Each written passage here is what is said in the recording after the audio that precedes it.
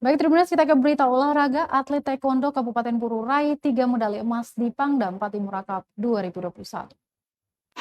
Prestasi ditorehkan oleh atlet muda taekwondo Kabupaten Buru.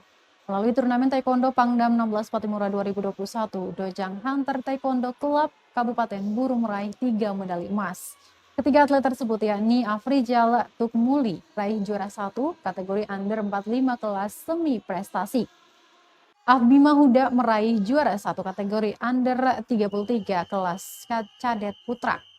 Serta Arianto Harmaji raih juara 1 kategori under 48 kelas junior prestasi.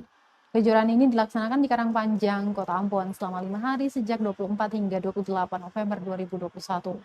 Pelatih Dojang HTC Kabupaten Buru Sofyan Muhammadiyah mengatakan sangat berterima kasih kepada semua pihak yang sudah membantu mereka sehingga dapat mengikuti kegiatan tersebut. Dia mengatakan ini kali pertama Dojang HTC Kabupaten Buru bertanding di lapangan. Dia mengungkapkan ke depan Dojang HTC akan mendelegasikan atletnya di setiap kejuaraan.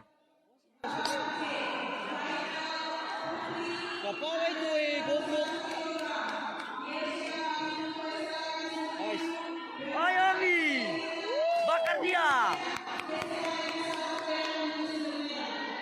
Angkat ke muka sana, angkat ke muka.